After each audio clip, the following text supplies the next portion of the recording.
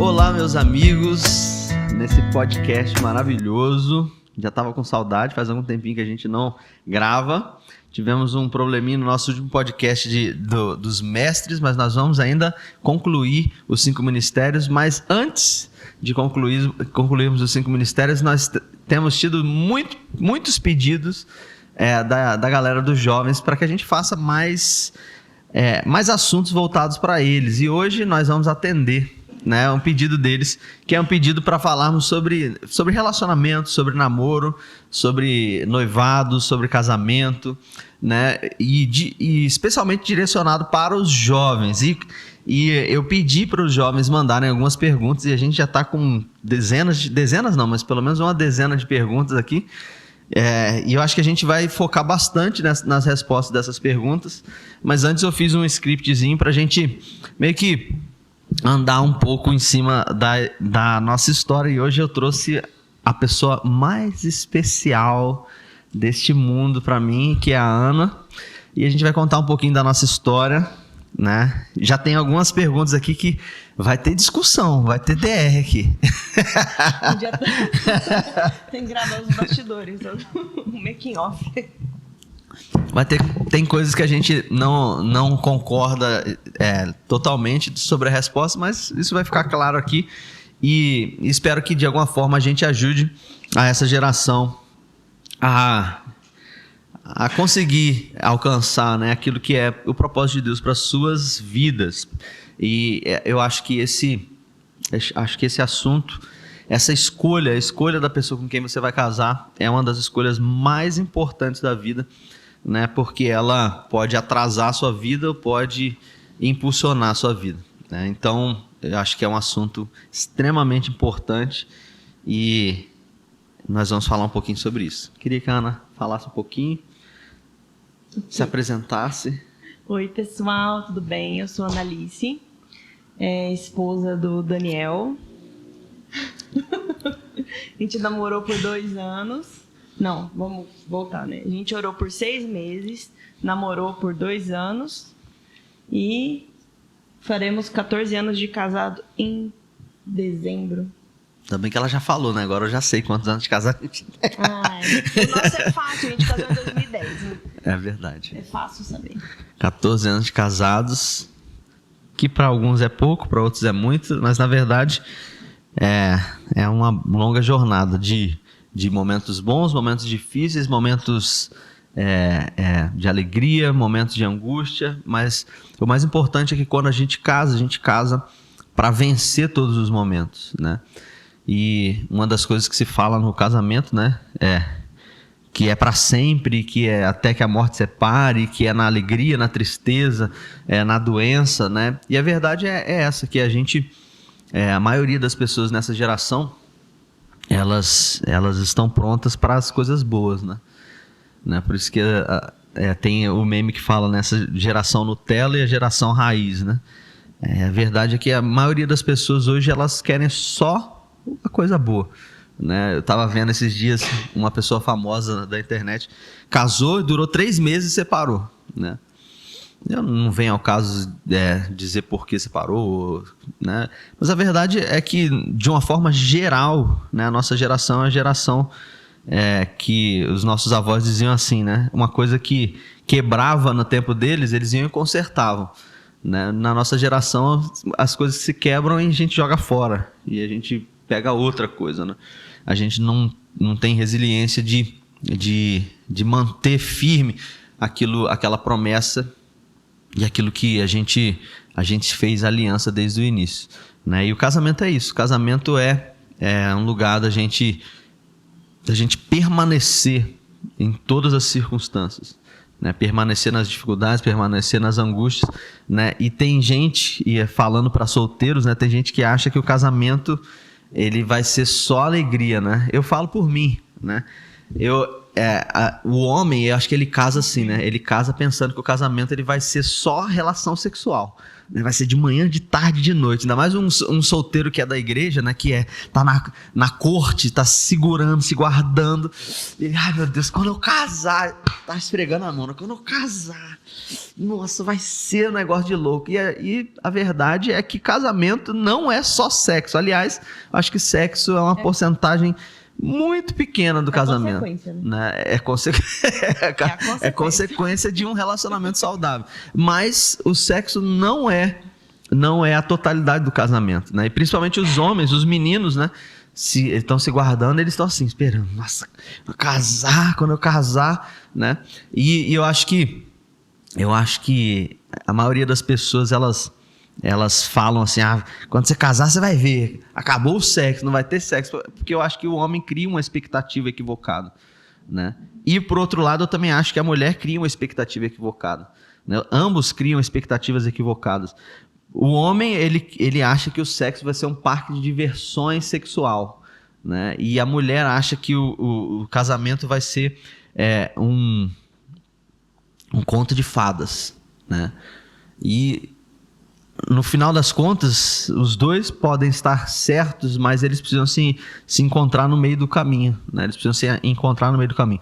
E esse eu acho que é o ponto essencial do casamento, é o equilíbrio de se encontrar no meio do caminho.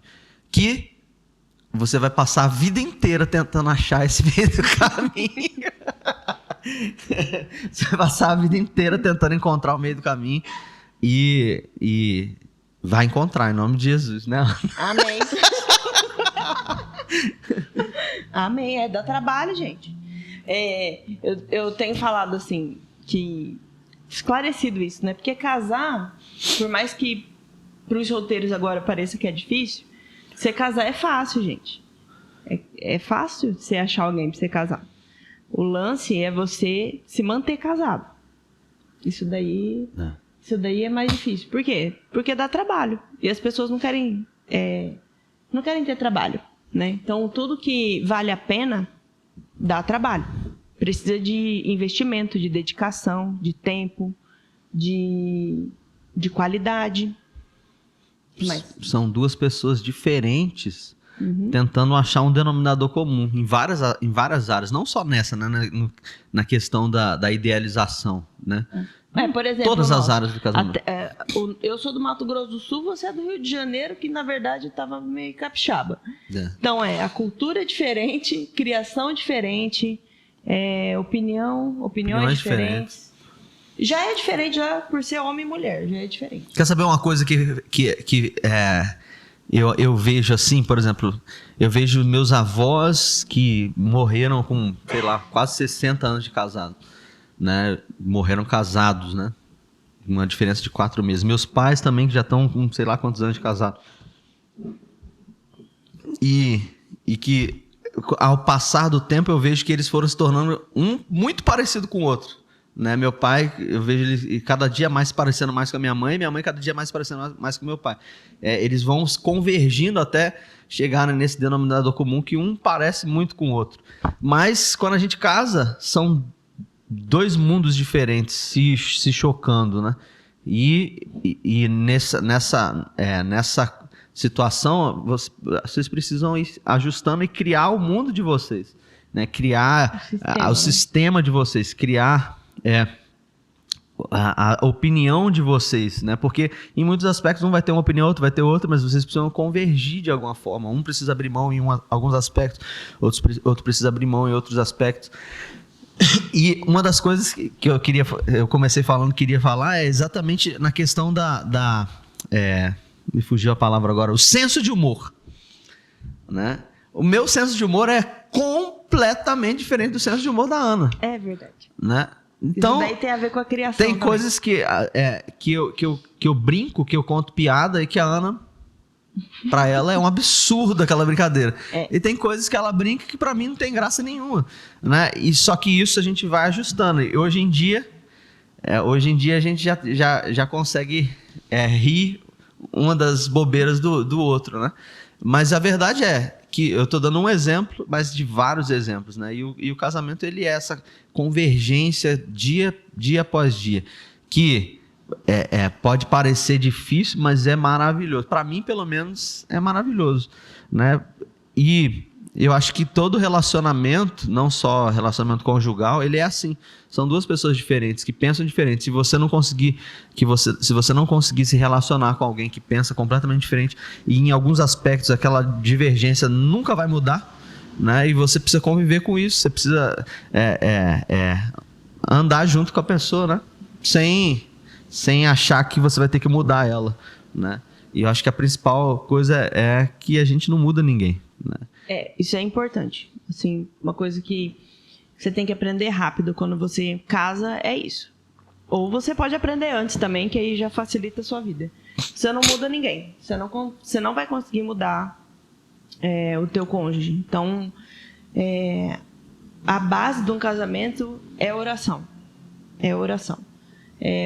Vai ter momentos que um não vai entender o que o outro está falando, então você precisa orar para que você se alinhe nisso, para que haja unidade ali, para que um entenda claramente o que o outro está falando, né? Esqueci o que eu ia falar. Tem um livro que fala um negócio assim, né? Os homens são de Marte e as mulheres são não sei de onde. Não dá nem pra citar o livro, que eu não sei o que fala. Eu também não sei, não li. Eu também não li, não tô recomendando o livro. Eu só tô dizendo que a verdade é essa, que às vezes os dois estão falando a mesma coisa, né? E parece que estão falando coisas completamente diferentes. Estão discutindo, não, porque não sei o quê. Se você parar para analisar, você fala, cara, a gente tá falando a mesma coisa. Só que com pontos de vista diferentes, né? Outro dia o pastor José falou isso, né? Duas pessoas discutindo, uma de frente para outra, e no meio delas tem um número 9 ou um número 6, né? Aí um tá falando, não, é 6 que tá aqui na nossa frente, o outro, não, é 9, não, o outro é 6, não, o outro é 9, não, é 6, aí, não, vem cá, se coloca no meu lugar. Aí quando o outro se coloca no lugar, ele, caramba, é 9 mesmo, do seu ponto de vista é 9, mas olha aqui do meu, não, do meu ponto de vista é 6. Né? Então, essa convergência que precisa acontecer no casamento. E ela é custosa, né? Ela é ao longo do tempo, né? Mas eu não digo para vocês que o casamento é difícil. O casamento é maravilhoso. Algumas pessoas dizem assim, o primeiro... Não, mas eu acho que depende. Depende com quem você casa. Agora vamos para aquele assunto. Não, mas eu acho que depende com quem você casa. Porque pra gente, o casamento não é difícil. Teve momentos de dificuldade? Com certeza. Teve momentos que a gente precisou abrir mão para poder se aproximar, para entender o que o outro estava sentindo, pensando? Com certeza. Só que tem pessoas que são extremamente difíceis em relacionamento. De se relacionar, né? Dentro e fora de casa. Então, pensa no casamento. Eu acho que se você não entrar no casamento com um coração assim, eu preciso ajudar o outro, eu preciso me entregar para o outro, vai ficar muito difícil.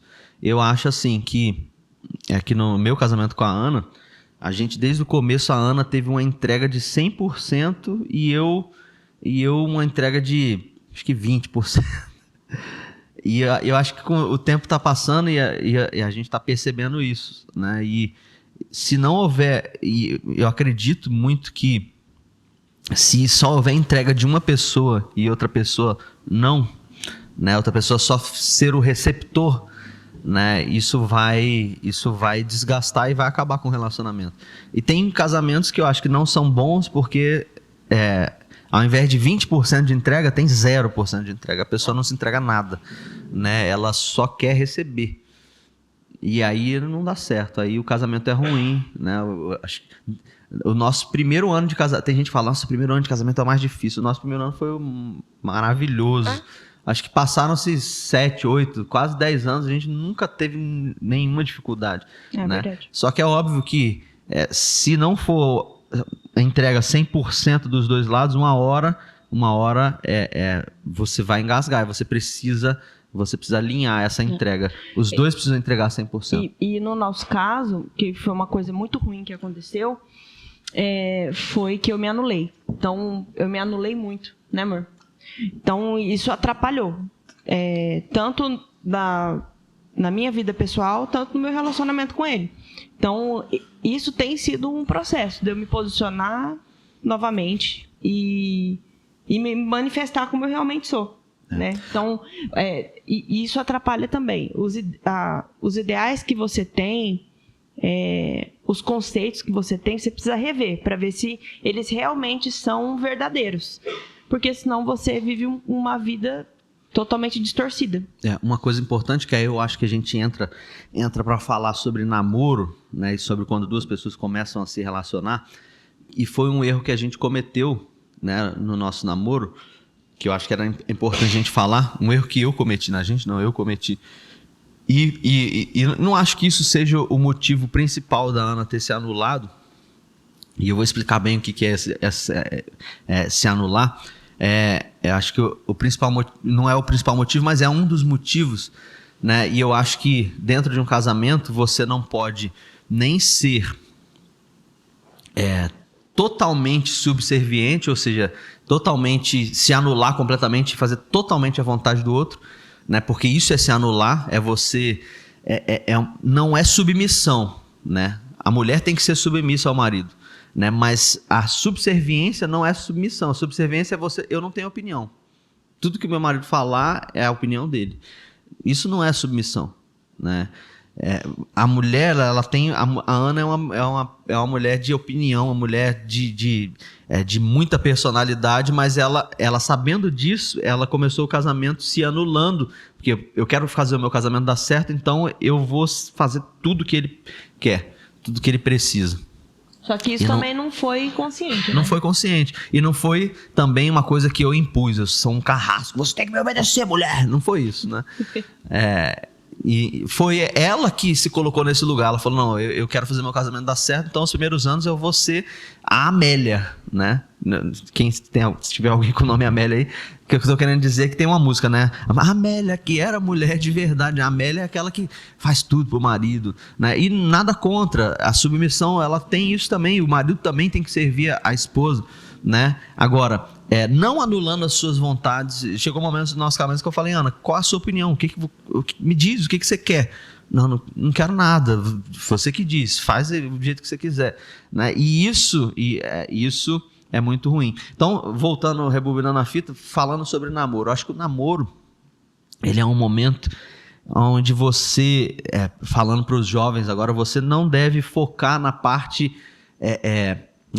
sexual. Por isso que na igreja nós prezamos por falar, cara, não se envolve emocionalmente no toque, no contato com muita pressa, porque isso vai fazer você não pensar, não raciocinar. Isso vai fazer você se apaixonar e você se envolver emocionalmente, e às vezes você está namorando com um psicopata, mas você está apaixonado por ele. Não, o nome é narcisista. Um narcisista, né? A pessoa doida, e você, não, ele é a melhor pessoa do mundo. Por quê? Porque você está envolvido emocionalmente, você se envolveu. Então eu costumo dizer assim, que nós somos corpo, alma e espírito, né? Então, antes de se envolver fisicamente e emocionalmente, você precisa se envolver espiritualmente. O que é se envolver espiritualmente? Ora. Porque a oração, ela vai, primeiro, ela vai alinhar o teu coração com Deus, né? E se os dois estiverem em oração, você vai conseguir raciocinar, né? Eu costumo dizer, começa o namoro, eu não sou a favor de corte, tá? Então já vamos falando sobre isso aqui. Né? A gente fez um nível de corte, mas não aquela corte que fala, não, só vamos beijar no altar. É óbvio, cada caso é um caso, né? Eu não sou a favor de ir para um extremo, né? Mas eu sou a favor de um período de oração. A gente fez 6 meses de oração, onde a gente não teve contato nenhum emocional de ficar, porque eu te amo, porque você é isso. Esquece isso. Oração e conversa. Que nível de conversa? Não um nível de conversa, não um nível de conversa física, contato físico, porque você é linda, porque esquece isso no primeiro momento. Emocional, desenvolver emocionalmente, mas um tipo de contato racional, né? Espiritual. Eu vou orar pela pessoa, eu vou conhecer a família da pessoa, eu vou ver como que ela se relaciona. E nesse período, né, eu conheci a Ana e vi que ela era uma pessoa de opinião forte, uma pessoa, né? E a gente teve uma conversa, né? E é sobre essa conversa que eu queria falar. E nessa conversa eu falei pra Ana, eu acho que você é uma pessoa muito forte, que você bate de frente com o seu pai, que você tem muita opinião. E eu disse essa frase pra ela, a fatídica frase que eu acho que eu nunca deveria ter dito. Se você for assim no nosso casamento, o nosso casamento não vai dar certo. Porque eu não vou aceitar você falar alto comigo, você bater de frente comigo, né? E quando eu digo aqui, eu não estou expondo nem o relacionamento do meu sogro com ela. Eles são assim, eles são árabes com italiano, então eles falam alto, eles se comunicam, gesticulam, e para mim aquilo eu fiquei assustado, né? Meu Deus, o que está acontecendo? Eles estão brigando. Aí eu falava, Ana, acho que você tem que ir lá pedir perdão pro seu pai pelo que você fez. Aí a Ana ia lá pedir perdão pro pai dela, o pai dela olhava, o que você fez, meu filho? Não aconteceu nada, não brigamos, não teve nada, mas porque é uma criação diferente, se conectando com outra criação, com outra pessoa, e eu não acho que até os primeiros anos do meu casamento eu achava que essa conversa que eu tive com a Ana foi a melhor coisa que a gente fez. Mas você esqueceu uma frase aí. Qual Teve frase? essa começa e vírgula. É porque eu comecei, né? Eu lembro certinho, né? Eu falei que se não fosse mudar, era melhor que a gente terminasse agora. Se você não mudar, a gente termina. Então, acho que é uma expressão tóxica. Jamais tinha que ter dito isso, né? E eu acho que em momento nenhum, né, a gente pode fazer isso, né? Se você não mudar, ou você muda, cara, isso é uma expressão terrível, né? A pessoa tem que mudar, todos nós temos que mudar. Mas não é ninguém que muda a outra pessoa, né? E eu poderia até ter pensado isso, né? Né? Se ela não mudar, eu acho que não é ela a pessoa certa. Mas eu tinha que ter guardado pra mim, e se eu achasse que aquilo não era, aquilo era algo que impedia o nosso relacionamento, eu não tinha que ter entrado. Ou você tinha que ter falado assim, ó, você é árabe com italiano, eu sou português, então a gente precisa ajustar aqui o volume e o vocabulário. Então, assim, eu acho que esse primeiro momento do relacionamento, ele precisa ser um momento onde a gente pondera mesmo as coisas, né? Sem que haja uma conexão muito forte, emocional e física, porque se você começar pelo corpo, pela alma, e deixar o espírito por último, você vai... Deus pode até falar, mas você não vai... Você não vai querer ouvir, né? Seu pai vai... Até os pais vêm falar, filho, tá vendo que essa pessoa tá sendo tóxica para você, mas você não vai ouvir. Né? Você não vai ouvir. Então eu acho que todo relacionamento ele precisa começar primeiro pela oração. No nosso caso, a gente morava em estados diferentes. Então eu morava em Campo Grande, Mato Grosso do Sul, e o Daniel morava em Vila Velha, no Espírito Santo. Então foram 6 meses orando. Era MSN, né? A gente conversava pelo MSN. E foram 6 meses orando, e depois disso, quando a gente começou a namorar, totalizando tudo, foram 2 anos namorando à distância. Tem isso daí também, né? Isso daí dá pano pra manga também. Então teve um período de oração, né? Teve um período de distância, onde as nossas conversas eram conversas cabeça, né? Não era conversa, a gente não ficava... Pra saber, entendeu? Qual que é o currículo da pessoa ali. Porque, qual que é o objetivo do namoro? O objetivo do namoro é você conhecer a pessoa para você casar com ela. Então, um cristão namora com esse objetivo. Vou conhecer a pessoa, vou ver como que ele é. Por que ele veio falou aquilo comigo? Porque ele viu como que era o meu relacionamento com os meus pais, com os meus irmãos. Não, peraí, eu não sou assim. Então, comigo não vai dar certo esse tipo de conversa. Não. Então, isso tudo você tem que analisar. Você tem que saber com quem você está se envolvendo. E uma coisa que eu falo a época do namoro é o momento de você ter dúvida. Vai ter dúvida, vai analisar, será que é isso mesmo? Questionar, entendeu? Colocar diante de Deus. Ou, aliás, no período que você está orando também. Porque depois que você casa, qual que é o objetivo do casamento? Você não separar. Né? Você construir uma família, porque o casamento é um propósito de Deus, é uma missão na Terra. Né? E nós temos a bênção de Deus com isso. Então, você tem que saber, será que é essa mesma pessoa que eu vou dividir minha vida? Que eu vou construir uma família? Né? Que eu vou construir um ministério? Será que essa é a pessoa de Deus para mim? Então, você precisa questionar, porque depois que você casa, o que você vai fazer? Você já está envolvido totalmente. Então, o estrago é muito maior, né? Isso é o que a gente vê, né? Quando não dá certo. E eu acho que você tem que frear os teus hormônios, né? Porque os teus hormônios, eles vão querer... o que os hormônios querem? Eles querem ir para os finalmente, quer ir para o contato físico, quer ir para o relacionamento sexual, né? Só que esse envolvimento sexual, ele é algo muito profundo, né? Aí você vai dizer, pastor, mas hoje a ciência já evoluiu, a gente já tem camisinha, já tem como é que é? Pílula e não sei o quê, né? Só que isso é a vontade de Deus mesmo, né? Que a gente se envolva tão profundamente com a pessoa, mal conhece aquela pessoa. O mundo, ele faz assim, né? E quando a gente fala assim, de você se resguardar e você não ter um relacionamento sexual antes do casamento, as pessoas falam, nossa, que loucura, como você vai casar com a pessoa sem ter experimentado? Como se fosse assim, nossa, se você não experimentar depois que casar, e vai ser, nossa, vai dar tudo errado, né? Isso não existe, não acontece isso, né? Então, no nosso caso, não só o nosso casamento foi, não só o nosso namoro foi em santidade, né? Que a gente não teve relacionamento sexual, mas... O que eu ia falar? Você tá com TDAH? Não, peraí. Não é noivado também, não. Teve o período de oração, né? Não, mas eu esqueci mesmo. Vai ter que pôr aquela tela descolorida. Tem. Não, pera, o que Tá você tá falando? Gente, depois que você engravida também, metade dos neurônios queima. Mas a verdade é que você precisa entender que o relacionamento sexual é algo muito profundo. Lembrei, menino. Não só o nosso namoro foi em santidade, sem relação sexual, mas nós dois casamos virgens. Então, as pessoas questionavam muito isso, né? Então, primeiro, questionava a sexualidade dele, porque como que pode um homem que... Não é? Não lembra? Como que pode um homem que não sai igual um rodo, né? Pegando todo mundo.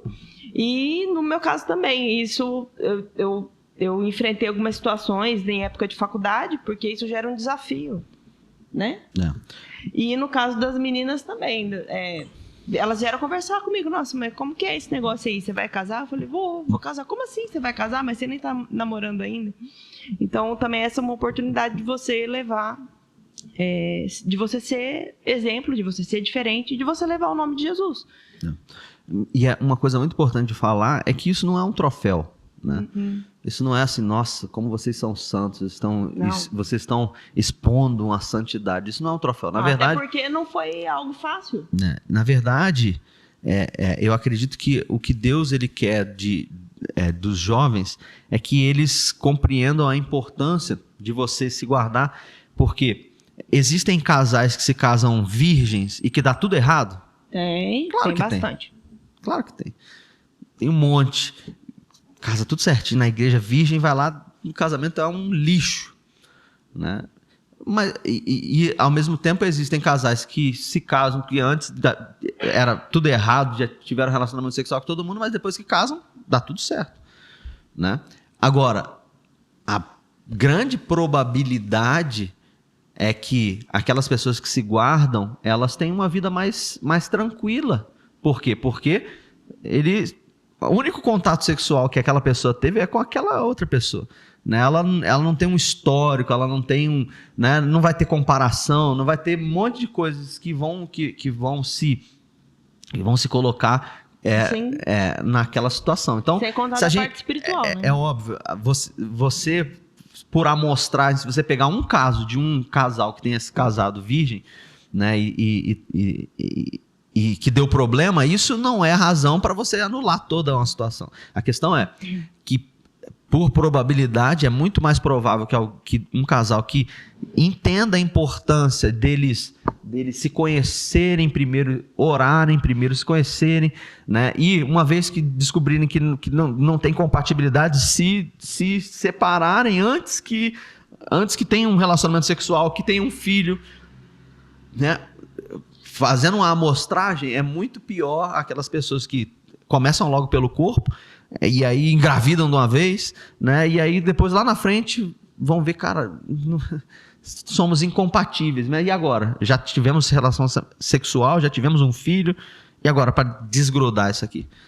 Cara, muito difícil. Agora, se eu começo aqui pelo espírito e pela razão, às vezes aqui mesmo eu já... Cara, não vai dar certo. Essa pessoa não é compatível, a forma dela viver não vai ser compatível comigo, já desfaço, é muito mais fácil. Agora, envolvi espiritualmente, orei, ficamos orando aí 6 meses, 1 ano, conheci a família, conheci a pessoa, cara, essa pessoa, eu gostei dela, agora vou me envolver emocionalmente. O que é envolver emocionalmente? A partir de agora a gente vai ter realmente, vamos oficializar, ter um relacionamento. Mas mesmo envolvendo emocionalmente, mesmo segurando na mão, mesmo abraçando, eu não vou procurar me conectar profundamente sexualmente, por quê? Porque, primeiro, biblicamente isso é um pecado, é o pecado de lascívia. Eu não posso sair me relacionando com um monte de gente e ter relacionamento sexual com esse monte de gente. Porque eu estou namorando, eu ainda não assumi um compromisso 100% com uma pessoa. Aí eu vou me relacionar sexualmente com ela. Daqui a pouco, não quero mais você, eu vou para outra. Aí eu vou namorar com ela, também daqui a pouco oro, me relaciono, faço sexo com ela. Aí não quero mais você, vou com outra. E eu falo principalmente para as meninas, se guardem. Porque uma vez que você se entregar sexualmente, o homem ele vai falar assim, tá bom, já tive tudo que eu queria, tchau. Isso vai acontecer, isso geralmente acontece, né? Principalmente quando você se entrega por completo. Não é papel só da mulher se resguardar sexualmente, é papel do homem e da mulher, né? Por quê? Porque o ato sexual é um ato espiritual, é um ato de aliança física, a liberação de sangue, vocês fazem uma conexão de sangue, é algo muito profundo para você ir fazendo com qualquer um e a torta à direita, né? Algo para ser feito dentro de uma aliança inquebrantável, de uma aliança do casamento, né? Isso é muito importante, né? E pessoas que passam por cima disso, tendem a ter um casamento mais frágil, né? Mais frágil. Por quê? Porque não tiveram aquela força de aliança para se resguardar até o casamento. E a qualquer momento também, mesmo dentro do casamento, também não vão ter força para se resguardar para sua própria esposa, né? Vão abandonar e vão ter relações com outras pessoas. Não é isso? Sim ou não? Sim. Então é isso. Eu acredito muito que o relacionamento ele precisa começar primeiro espiritualmente, depois emocionalmente, né? E passar por uma fase emocional, você já se conecta muito, mas o último é o contato físico, né? Mas pastor, como eu vou ter um contato físico antes do casamento sem ter uma relação sexual? Eu costumo dizer que é um relógio, é uma bomba relógio, né? Por isso que você precisa deixar isso mais por último. Quando você tiver certeza, convicção. Se você não tiver certeza que aquela pessoa é a pessoa para a sua vida toda, não tenha contato físico com ela. Na verdade, que é contato físico? Beijo, abraço. Isso aí vai dar um start numa bomba, numa contagem regressiva, que se você não tiver já o casamento avistado ali na frente, isso você vai acabar caindo sexualmente, né? E sem compromisso, já sabendo que aquela pessoa não é a pessoa para você. Na verdade, o nosso período de oração, Deus confirmou com 3 meses. E você esperou ainda mais 3 meses para vir para cá para a gente firmar compromisso. Aí, quer dizer, a gente já tinha um compromisso de oração e você esperou, não, vou esperar mais um pouco para a gente firmar um compromisso de namoro. Por quê? A gente sabia que quando a gente começasse a namorar, começava como fala? Contagem regressiva para o casamento. E uma coisa importante, eu vou falar aqui, vai ter um monte de gente que vai falar, ih, mulherzinha, né? Que enquanto estava nessa época de oração, é claro que eu já, nossa, ela é bonita, ela se enquadra em todos os meus requisitos, né? Isso é uma coisa que a gente estava falando aqui nos bastidores, não falamos ainda com a câmera. Tenha requisitos, é importante você pensar, cara, eu quero que essa pessoa seja uma pessoa de Deus, que ela tenha chamado, né?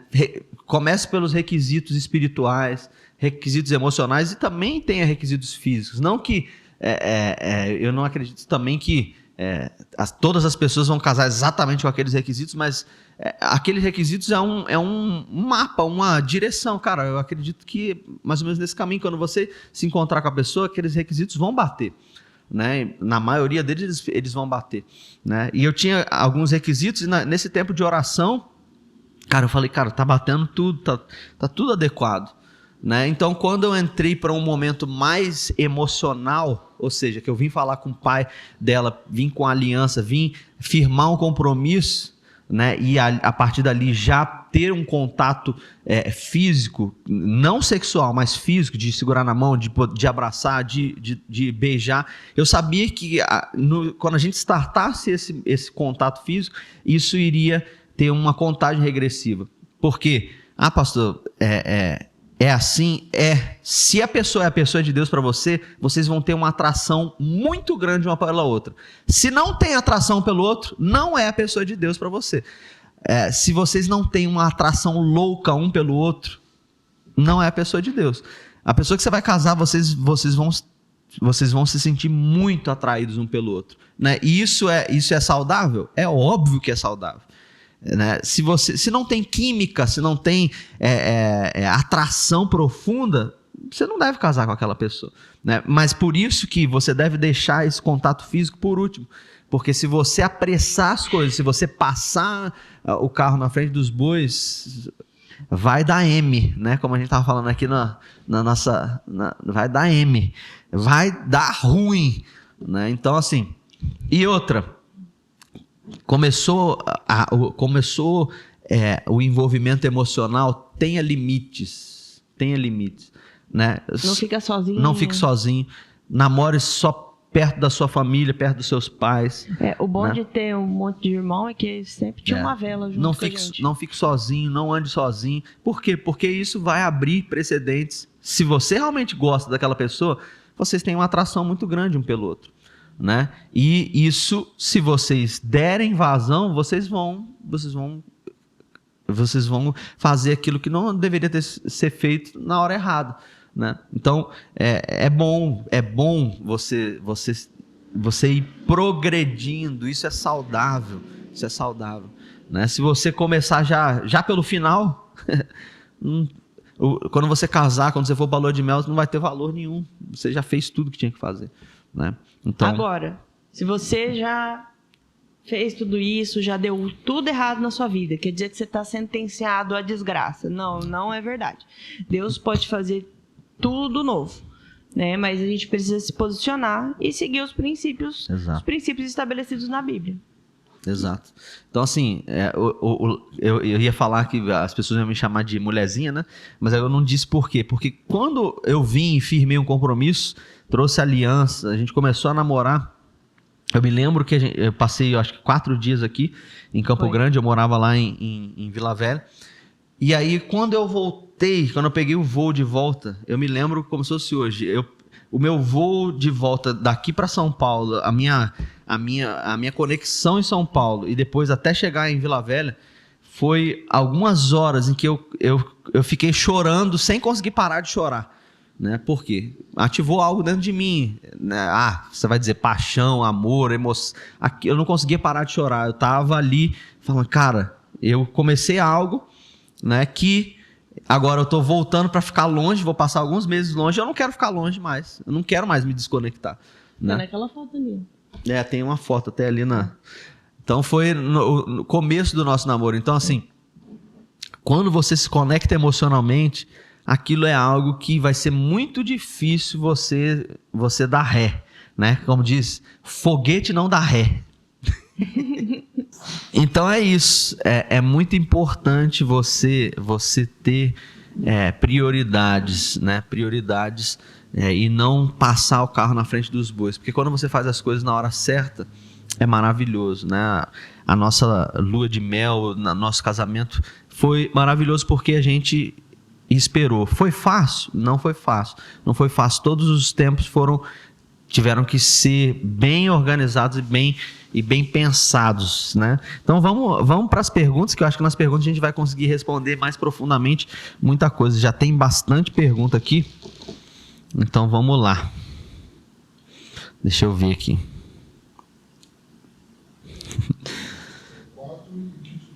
Tá, vamos lá. A primeira pergunta, eu não vou falar de quem fez as perguntas, mas desse aqui eu vou falar, que é o meu sogro, o Bispo Sérgio. Ele fez uma pergunta aqui, e o resto eu não vou falar para ninguém ficar muito constrangido, né?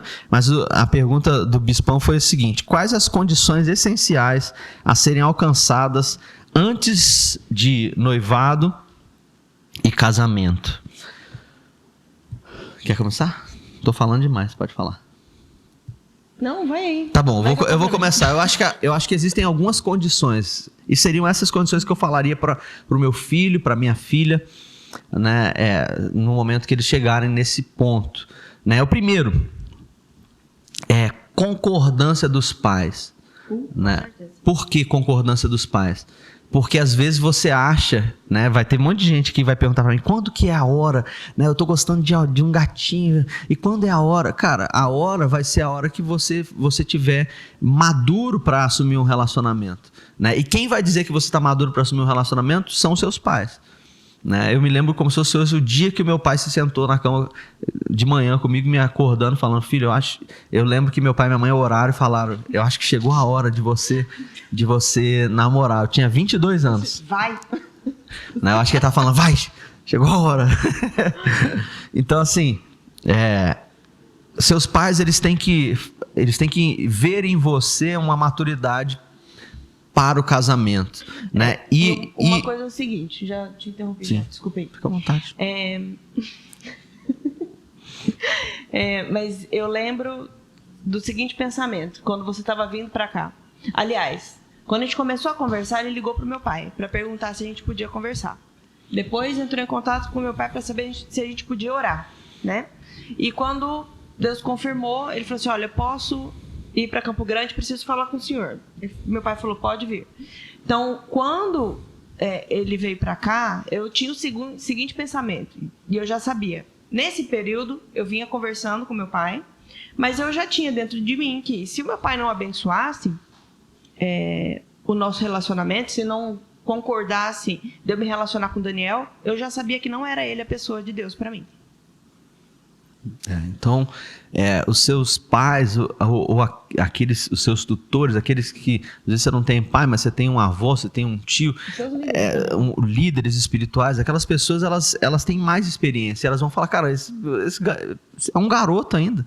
Né? Então, alguns aspectos que os seus pais, os seus líderes vão ver, eles vão analisar, e o que eu falaria para os meus filhos hoje em dia é que uma pessoa, para ela começar a assumir um relacionamento, ela tem que ser madura financeiramente. Né? E o que é madura financeira? Tem que ser rico? Absolutamente não. Mas tem que ser alguém trabalhador. Tem que ser alguém que esteja empenhado no trabalho, que tenha perspectiva de renda. Porque um casamento, ele não se sustenta sem dinheiro. Né? Então eu falaria para minha filha: filha, pai, eu tô com 15 anos, quero namorar esse rapaz com 15 anos. Eu falei: tá maluco? Não vai. Com 15 anos, ninguém tem condições de arcar com um casamento. Tá ainda no ensino médio. Tem que estudar. Né? Tem que estudar, é hora de estudar, esquece isso. Né? Agora, o rapaz já trabalha, eu já trabalho, já tem condições de pagar um aluguel, de fazer compra. Se tiver filho, de comprar fralda. Amém, pode ir. Né? Já tem uma maturidade financeira. E às vezes a pessoa tem a maturidade financeira, mas não tem maturidade emocional nenhuma. É um molecote, é uma molecota, não sabe nada da vida. O pai vai falar: calma, filho, não está na hora, você precisa amadurecer espiritualmente. Né? Está procurando só um relacionamento emocional, mas não tem maturidade nenhuma espiritual. Como que vai ser o pai de uma família? O cara não sabe nem orar, não tem vida com Deus. O pai vai falar: não, você precisa ir, vamos orar mais, vamos para a presença de Deus. E uma das primeiras coisas que você percebe quando você casa é que quando você sai, você volta, as coisas estão no mesmo lugar que você deixou. Isso é incrível.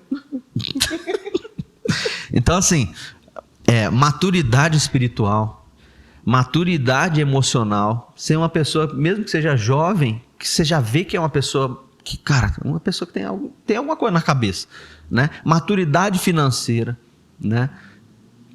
Então, esses são pelo menos 3 aspectos que você precisa analisar e precisa ver, cara, essa pessoa já tem alguma maturidade, já tem algum princípio, já tem algum caráter. Analisar a família, né?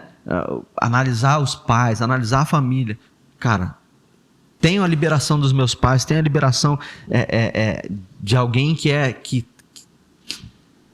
responsável por mim e entende que eu sou maduro, entende que a outra pessoa é madura. Chegou a hora, né? Então, e aqui eu não estou dizendo, todo mundo tem que ser com 22 anos porque eu fui com 22. Porque eu sempre fui muito imaturo, então eu tinha que ser com 22, casar lá com 25, mas vai ter gente que com 20 já é muito maduro.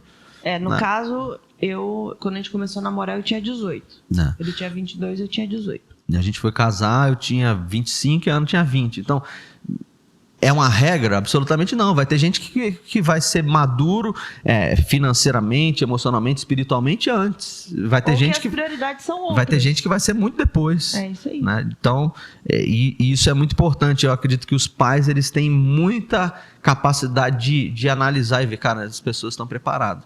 Né? Ainda que sejam muito jovens, ainda que aparentemente não tenham todo o preparo, mas já tem algum indício de amadurecimento. Agora, gente, é muito sério. É muito sério. A pessoa que você escolhe para casar, isso é muito sério. Eu vejo, assim, amigas minhas que, vamos colocar dessa forma, escolheram errado e destruíram a vida delas. Né? Você vê que dá trabalho você voltar, você recuperar aquilo que foi perdido, né? Então, não hajam sob pressão. Pressão de pai, de mãe, seja de quem for, da sociedade, entendeu? É algo que você tem que buscar em Deus e que tem que ser o teu sonho, né? Então, teve um momento que eu coloquei diante de Deus se Ele queria que eu vivesse para a obra sem me casar. Então, se era para eu casar com Jesus. Né? Então ele falou que não. Ô, glória! Eu falei, que bom, porque eu também sempre quis ter uma família, sempre quis ser mãe. Então, isso foi algo que eu coloquei diante de Deus também. Então, não faça nada sob pressão. Porque a mãe está pressionando, porque você vai ficar para titia, não, você vai ficar para... Tá velho já, tem que casar. Não faça sob pressão, porque você pode se arrepender amargamente. E não adianta, quem vai arcar com as consequências é você. Né? Só quem vive entre 4 paredes que suporta as qualidades e os defeitos também. Isso aí. Né, meu bem? Isso aí. Próxima pergunta. Vai. Por que no Tuai tem tantos solteiros e tantas solteiras? Então, como vocês sabem, todos nós vivemos no processo, né?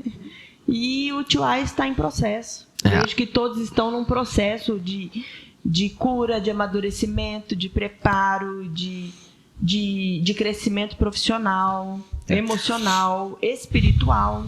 Eu acho assim, que quem disse que ser solteiro é ruim? É bom, gente. Eu tava vendo um podcast, tem nada a ver, um podcast de corrida, o cara, ele é ultramaratonista. E ele tava falando assim, a gente sempre vive um passo atrás da felicidade, né? Por quê? Porque enquanto a gente tá na faculdade, fala, nossa, quando eu tiver meu emprego, nossa, eu vou ser feliz. Quando eu tiver minha família, eu vou ser feliz. Aí você vai lá, tem a família, aí, não, quando eu conquistar isso, eu vou ser feliz. Aí quando você chega lá, conquistou tudo e fala, nossa, minha época de faculdade, quando eu era solteiro, ali que eu era feliz, né? Aí você fica saudosista. Não, quando eu era criança aí que eu era feliz. Cara, por que você não é feliz hoje? Com o que você tem hoje? Eu costumo dizer para as pessoas assim, esse teu período de você ser solteiro nunca mais vai voltar. Por isso que o apóstolo Paulo diz assim, aquele que é solteiro, aproveita, vive para o Senhor, busca o Senhor, busca a presença de Deus, porque quando você casar, você vai ter que cuidar da sua esposa, da sua família. Então, valorize esse momento, o momento de ser solteiro é bom, e é bom no sentido de que se você for muito religioso, você vai sempre se sentir aprisionado. Né? Sou solteiro, eu tô aprisionado porque eu não posso fazer tais coisas. Aí você casa, também tô aprisionado, porque agora é só essa mulher, não pode. Querido, por que você não aproveita o momento que você está agora? Você é solteiro, você não tem aliança com ninguém e você pode conversar com todo mundo. E eu não estou dizendo para você ser leviano e sair flertando e paquerando todo mundo e dando esperança para outras pessoas, mas é a hora de você ser uma pessoa saudável, de você conversar, de você ter relacionamento, fazer amizade, conversar. Você é solteiro. E uma coisa que eu falo também e que eu tento viver aproveite ao máximo cada fase da sua vida. Isso aí. Então, não pule etapas. Foi assim na época de solteira, foi assim no nosso namoro, foi assim no casamento, quando eu engravidei também. E aí, quando eu tive as crianças, e eu vejo isso com os gêmeos, com o Ben e com a Bia, porque muda de fase. Então, você vê que tem os picos de crescimento e eles vão mudando de fase. Então, eu olho para a época que eles eram bebês e dá muita saudade. Só que eu também olho e vejo que não tinha como eu aproveitar mais do que eu aproveitei. Então, isso é importante. Você aproveitar ao máximo cada fase que você está vivendo na sua vida. Isso aí. Nunca depois chegar lá e falar, porque eu não aproveitei tal fase. Porque eu não quis, que você ficou sempre olhando para o futuro. Não, porque quando eu for casado eu vou ser feliz. Cara, você tem que ser feliz hoje. Tem que ser feliz hoje. Seja feliz hoje, aproveite o seu estado hoje. Né? Busca a Deus hoje da forma como você pode buscar, amém? Outra pergunta, por que muitos casamentos estão acabando? Acho que um dos principais motivos é que não tem a terceira dobra, né? A Bíblia fala que cordão de 3 dobras não se rompe facilmente, né? Então, se você casa com uma pessoa que não é completamente apaixonada por Jesus, você é apaixonado por Jesus, mas essa pessoa não é apaixonada por Jesus. Não, eu vou casar porque quando a gente casar eu vou influenciar ela. Aí ela vai ser apaixonada por Jesus como eu. Aí já tem uma outra pergunta similar a isso.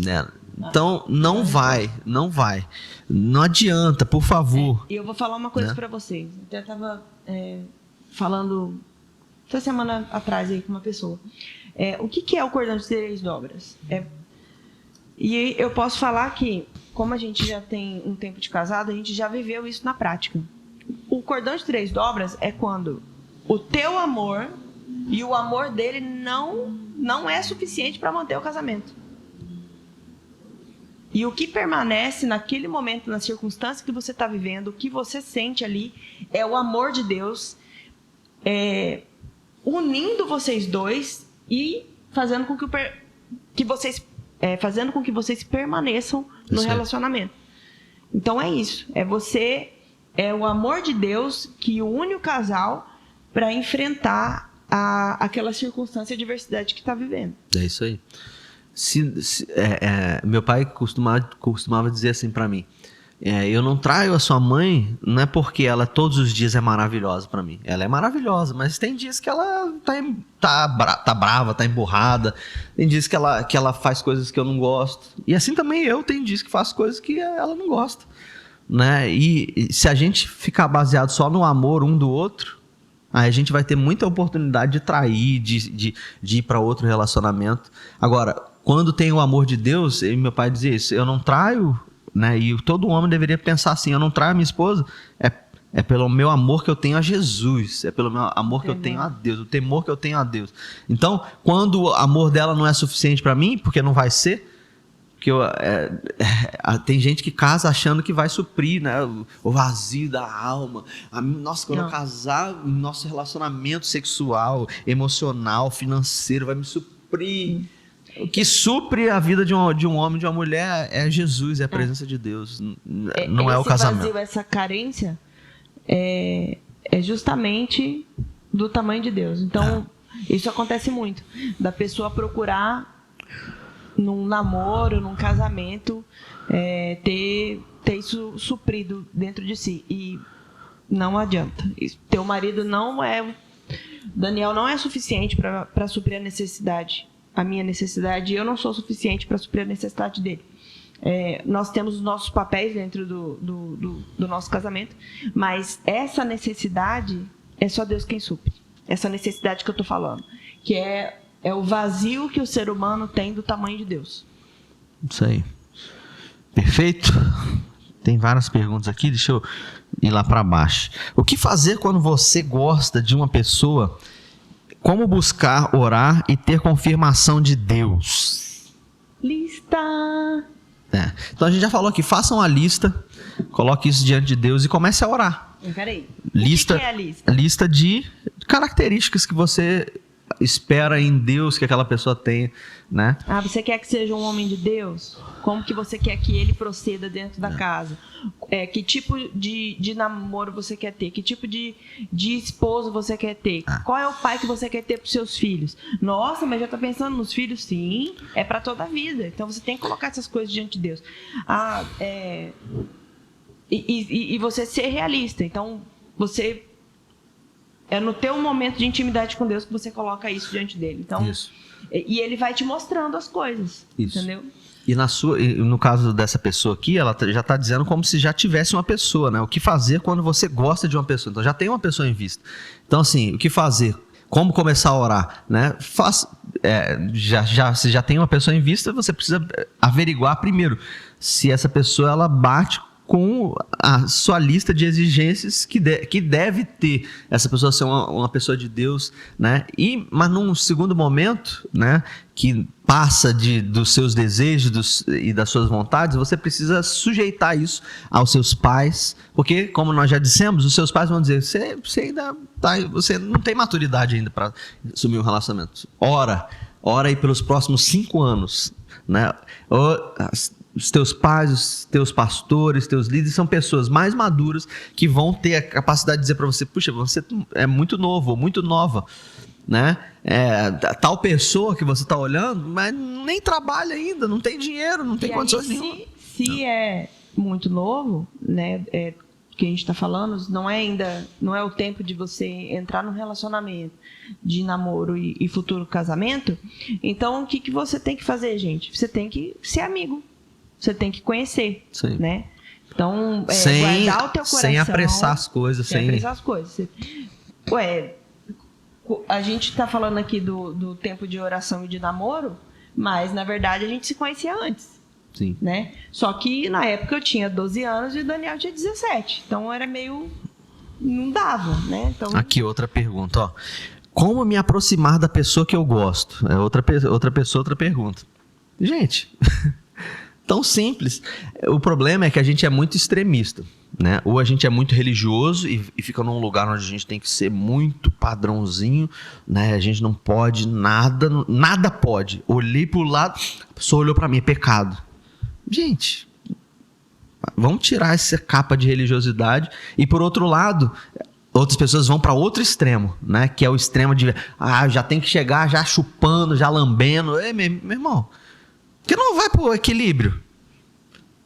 Você não precisa nem ir pro extremo de sair agarrando e pegando todo mundo, e nem pro extremo de ser um santo do pau oco, como diria minha mãe, né? Você tem que se relacionar com as pessoas. Como eu me aproximar da pessoa? Conversa. Se relacione, você é solteiro, a pessoa é solteira, você já tem a liberação dos seus pais, você já está na idade, já tem maturidade financeira, maturidade emocional, maturidade espiritual, já tem a liberação dos seus pais para conhecer alguém, para namorar, para casar, já tem a idade. Se relacione naturalmente, né? Só que assim, não elimine as outras pessoas, né? Então você ainda está no momento de questionar, de analisar, de conhecer. Então você não pode só centrar naquela pessoa e eliminar todas as outras, não. Você precisa, claro, teu objetivo ali está naquela pessoa que você está gostando, mas você também vai conhecer. É importante que você conheça também outras pessoas. Exatamente. Você converse, que você se relacione. Se relacione, converse. Sai de galera. Fale. Então, por isso que é muito saudável que a gente tenha um grupo de jovens, que a gente tenha células de jovens. Sabe por quê? Porque eu sou um homem casado. Não condiz com eu ser um homem casado, eu ficar até 5 horas da manhã num grupo de jovens e conversando com outra menina. Isso não faz parte da minha vida mais. A gente vai ajudar com a experiência que a gente tem, né? Agora, um grupo de jovens, é muito saudável que vocês tenham um relacionamento, que vocês saibam, tenham um grupo de jovens, que vocês estejam juntos, conversando, tendo uma célula, podendo ficar até tarde conversando juntos, é óbvio, junto de outras pessoas, né? Isso é saudável, é o tempo de se fazer isso, porque esse tempo vai passar, quando você noivar e casar, acabou. Com quem você vai conversar, com quem você vai se relacionar profundamente?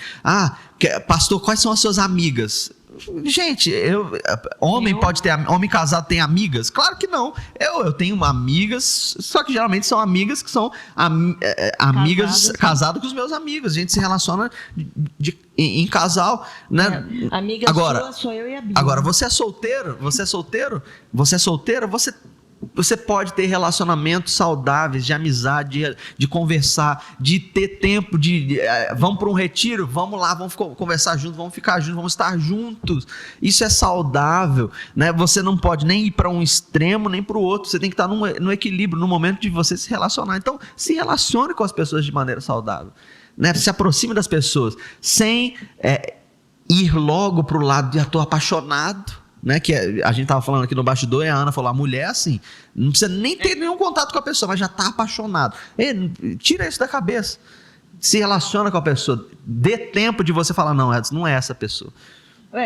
Esses dias os gêmeos estavam perguntando, né, como que a gente se conheceu, quando foi a primeira vez que a gente se viu. Eu levei eles onde a gente casou, na igreja que a gente casou, levei eles no prédio, que foi o primeiro prédio que a gente morou, fomos contando as histórias para eles, mas a verdade se é solteiro, se relacione com as pessoas, seja saudável. Não, mas o que a gente estava falando é que a mulher ela não precisa conversar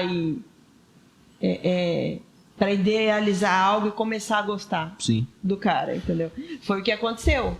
Então, quando a gente não conversava ainda. Então eu vi você de longe e falei...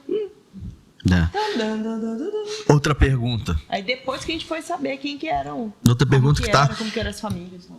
Conectada com essa. E como saber se eu sou correspondida ou correspondido, né? Cara, a pergunta anterior, né? Como você se aproximar da pessoa? Você já se aproximou da pessoa. Isso precisa ser algo gradativo, né? Você tem um relacionamento de amizade. Vai chegar uma hora que se as duas pessoas têm maturidade, já os líderes, os pais, os pastores já falam que esses dois têm maturidade, são pessoas, um dos dois vai chegar e vai falar, cara, eu gosto daquela pessoa, eu preciso saber se ela também gosta de mim, né? Então vai haver uma conversa ou entre líderes ou entre as pessoas, você mesmo pode chegar até a pessoa, se os dois são duas pessoas maduras, vai chegar, cara, eu não só sou seu amigo, eu sinto alguma coisa por você, né? Uma vez que... Mas não coloque, troque os pés pelas mãos. Uma vez que vocês já são maduros espiritualmente, emocionalmente, financeiramente, estão prontos para um relacionamento. Então, a pergunta é, você é maduro? Então, quem vai dizer que você é maduro? Não pode ser você mesmo. Ela tem 15 anos, faço estágio não remunerado. Cara, você não está pronto ainda para um casamento. Né? Você não tem condições de arcar com um casamento. Nem um namoro. Você não tem condições de comprar uma aliança para casar. Então, não é hora. Se você tiver que pedir dinheiro para tua mãe para você pagar... Se precisar pedir dinheiro para seu pai para você pagar o lanche... Né? Eu, quando namorei a Ana, eu vinha de 3 em 3 meses, pagava passagem aérea, pagava presente, pagava todos os restaurantes, pagava aliança, tudo que a gente fazia, porque eu tinha dinheiro. Né? Então, não tinha MSN, não tinha nada, era ligação de telefone. Era MSN, não, tinha MSN, mas a gente ligava o telefone. Então, às vezes a conta vinha R$2.000. Quem que pagava? Não era papai, não, era eu que pagava. Então, você tem que ter algum nível de maturidade para você poder assumir um relacionamento. Agora, está nesse nível, como que eu sei se eu sou correspondida? Pergunta, ué. Não. Você gosta de mim? Eu gosto de você? Tem que ter uma troca. Agora, mas tem que ter uma troca. Não é. Então, em que ponto que tá? Vai conversar, vai ser amigo. Mas não foi o que eu acabei de falar? É gradativo. Escuta tudo que a gente tá falando, gradativo. Então não dá pra você pegar, oi, tudo bem? Vamos casar? Entendeu? Tô gostando de você. Aí a pessoa fala assim, como assim, cara? Isso aí é você falando pras meninas, né? Com certeza. Não, pros meninos também. Eu já vi muito sem noção. Já teve uns já, assim, já. Então, é gradativo. Você precisa se relacionar, precisa ter um nível de amizade, né? E vai chegar um momento que talvez você possa pedir ajuda dos seus pais, dos seus líderes, para que vocês consigam se comunicar e saber se o outro se você é correspondido por aquela pessoa. Se é, vocês já que têm maturidade, vocês podem começar algo mais profundo. Tudo bem? Vamos lá, próxima pergunta. O que fazer em um relacionamento de julgo desigual? E eu vou juntar com outra pergunta pra gente responder essas duas de tacada. Existe namoro evangelístico? Querido, não... O testemunho do nosso bispo se qualifica aí. Então, primeiro, ele falou de Jesus para a bispa, e depois que ela se converteu, e de fato converteu mesmo, aí, muito tempo depois, eles foram namorar. Isso é muito relativo. A gente vai ter muitas histórias de pessoas que casaram, a pessoa não era e deu certo, depois a pessoa se converteu. E eu também conheço pessoas que casaram e não evangelizou até hoje. Como eu digo, não é regra. O ideal é você não entrar em julgo desigual. E o que é julgo desigual? Eu criei numa coisa e aquela pessoa crê em outra. Cara, não vai dar certo. Vocês vão andar para caminhos diferentes. Gente, eu parece que não, a gente nem pensa nisso, mas parece que não, mas tudo tem consequência. Você está disposto a colher a consequência lá na frente? Às vezes você vai falar, não, eu amo essa pessoa, eu vou sim colher a consequência. Tem certeza do que você está falando? Porque tem muita coisa que a gente se mete que não era da vontade de Deus. A gente se quebra inteiro porque a gente faz a nossa vontade, não a vontade de Deus. Então, não existe namoro evangelístico. Namoro e casamento é para a vida toda. Você tem que buscar alguém que esteja alinhado com princípios de caráter que sejam iguais aos seus. E detalhe, a pessoa tem que amar mais a Jesus do que você. Então, isso é uma coisa que eu admiro no Daniel e vice-versa. A gente sabe disso. O primeiro da minha vida é Jesus. O primeiro da vida dele é Jesus, não é o Daniel. Daniel é o segundo. Eu falei isso para essa pessoa que fez essa pergunta aqui, ó. Falei isso. Qual é o papel, né, de um homem e um sacerdote? Eu falei para ele vários papéis, mas uma coisa muito importante, é que tanto o homem quanto a mulher, eles precisam a palavra que a Ana acabou de falar, admiração. Se você não admira a outra pessoa, se a outra pessoa não te admira, cara, e o sacerdote precisa desse lugar de admiração, esse lugar onde ele é admirado pela outra pessoa, né? E você só vai alcançar esse lugar não sendo um modelo, né? Você vai alcançar esse lugar se você buscar a presença de Deus, se você estiver na sua posição sacerdotal. O homem é o sacerdote, é aquele que vai até a presença de Deus e busca e traz direção e dá destino, né? Como você vai dar destino para uma pessoa em julgo desigual? A pessoa não crê em Deus. Você vai falar, Deus está falando isso. Que Deus? Eu sou ateu, não creio em Deus. Então, uma das primeiras coisas que me chamou a atenção do Daniel era a intimidade que ele tinha com Deus. Então, eu admirava demais isso nele. E eu admirava tanto que eu achava que ele não era alcançável por causa disso. Tudo bem que eu não tinha idade também. Então, não estava na hora ainda de ser alcançável, né? O que fazer em um relacionamento de julgo desigual? Não entre nesse tipo de relacionamento. Uma vez que entrou, meu amigo, ore. Para que Deus possa mudar o coração daquela pessoa. Mas a gente não consegue mudar o coração de ninguém. Se não for Deus a mudar o coração da outra pessoa... E a palavra já fala para não entrar em julgo desigual, né? A Bíblia diz que nós não devemos entrar em julgo desigual, nem em casamento, nem em negócios, nem em sociedade, com pessoas que não creem a mesma coisa que você. Amém? Outra pergunta. Qual a consequência de uma vida sem um pai? São várias. A primeira delas é que a gente está falando aqui que o pai, ele dá destino, né? Então, a figura de um pai, ele vai ser a pessoa com quem você vai conversar e vai perguntar, cara, essa é a pessoa de Deus para mim? E o pai vai falar, sim, não é. Ele vai te ajudar nisso. Agora, se você não tem um pai, você não tem essa figura, né? Você talvez vai procurar num pastor, num líder, que não substitui a figura do pai, mas Deus usa essas pessoas. Mas o principal fator da ausência de um pai é que aquela pessoa acaba sendo uma pessoa insegura.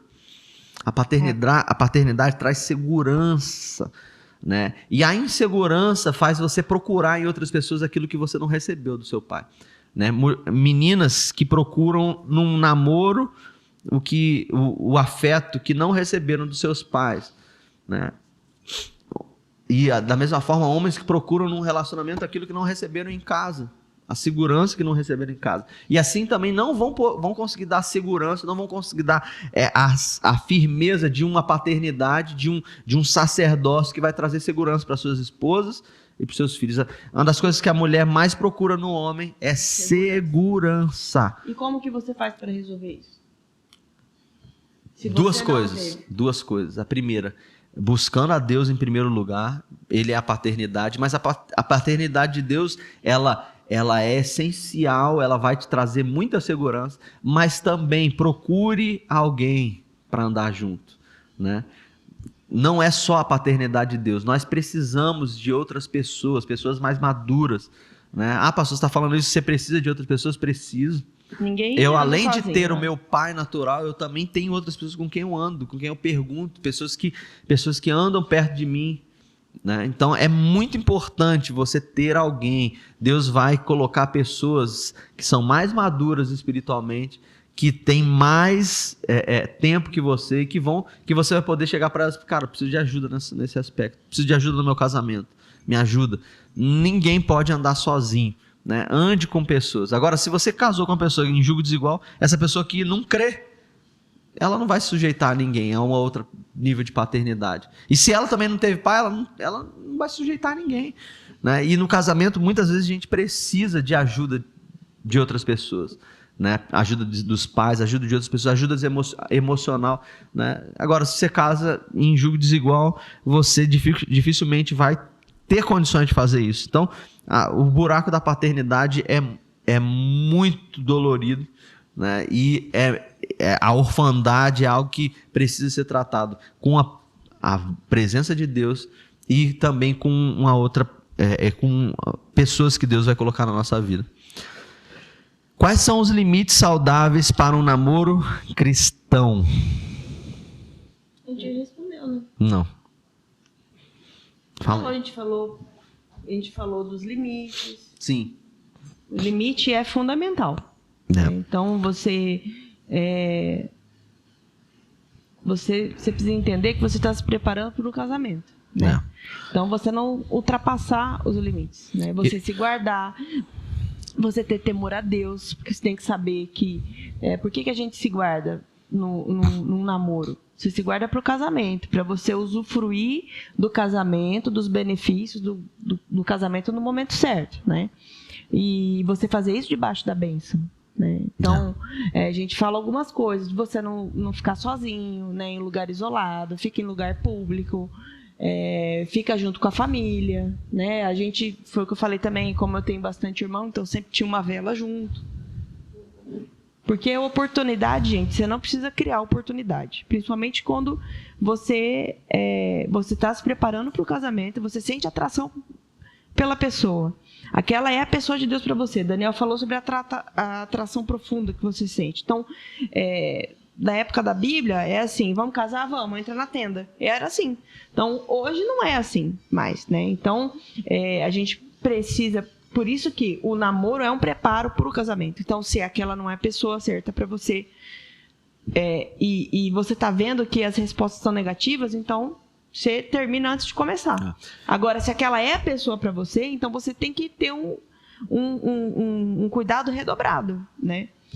E outra coisa também, você se coloca no lugar dos pais daquela pessoa, né? Por que você não ultrapassa limite? Por temor a Deus, por respeito à pessoa que você está se relacionando, por respeito à família dela, né? E aí você se coloca no lugar. E quando for a tua filha? E quando for o teu filho? Né? Como que você quer que o futuro cônjuge dela, trate ela? Como que você quer que a pessoa que você mais ama, que é sangue do teu sangue, como que você quer que ela seja tratada? Você quer que seja tratada igual lixo, de qualquer jeito? Ou você quer que ela seja valorizada e que tudo aquilo que Deus tem para ela seja usufruído no momento certo. Tudo isso é muito bonito, que a Ana falou. Mas os hormônios não respeitam nada disso. Sim. Né? Você fala, não, porque como que vai ser com a minha filha? Na hora que você tá com seus hormônios ativados... Não, mas daí tem que falar antes, durante e depois. Quando você tá com seus hormônios ativados, eles não obedecem nada disso. Né? Então, por isso que os limites eles precisam ser impostos de uma maneira muito forte. Acho que é a última pergunta que a gente vai responder. Tem muitas outras perguntas, vamos ter que fazer uma parte 2 para outra semana. Né? Tem muita perguntas profundas que a gente discorda, a gente não discordou de nenhuma. É verdade. Né? A pergunta que o pastor Léo fez aqui, é Deus quem escolhe com quem vamos casar? Essa pergunta a gente vai discordar bastante, vai ficar para a parte 2. A gente pode até abrir a parte 2 com ela semana que vem, mas eu quero concluir respondendo essa pergunta. Limites saudáveis. Cada um vai ter um limite diferente, mas... Primeira coisa, tenha uma terceira pessoa mentorando vocês. Melhor ainda se for pais, mães, né, que imponham limites. Se o pai e a mãe são frouxos, se aproxima de um líder, tem que ter alguém firme, porque duas pessoas com os hormônios ativos, grudados, junto com o corpo, um encostando no outro, meu amigo, o Espírito Santo não segura. Porque Deus vai nos ajudar. Não vai. Aquele pastor engraçadão lá, ele fala, o hormônio não se converte. Seus hormônios, eles vão fazer, ele não vai... tem um monte de teoria. Se fosse a minha filha, se fosse isso, se fosse aquilo, o hormônio não vai pensar nada na hora.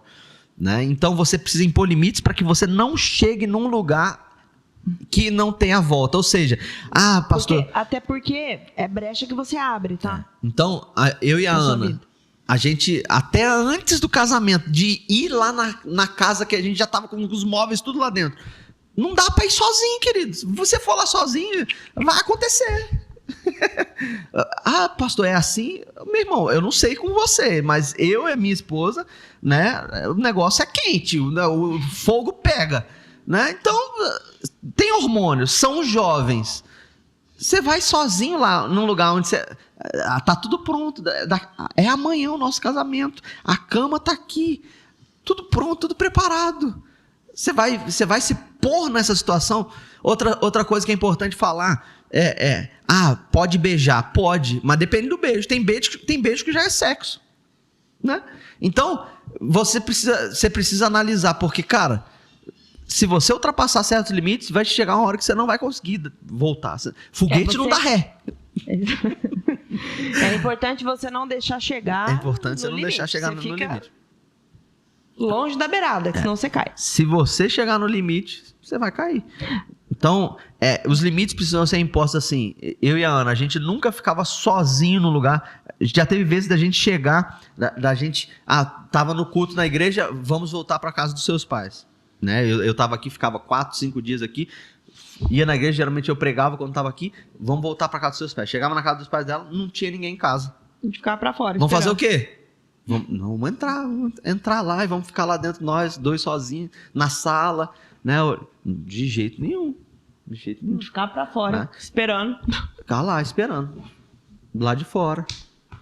Na praça, na frente, na orla ali. Vamos esperar. Não vamos nos colocar num lugar em que a gente não vai ter como voltar. Que a gente não vai ter como voltar atrás. Então, e tudo é progressivo.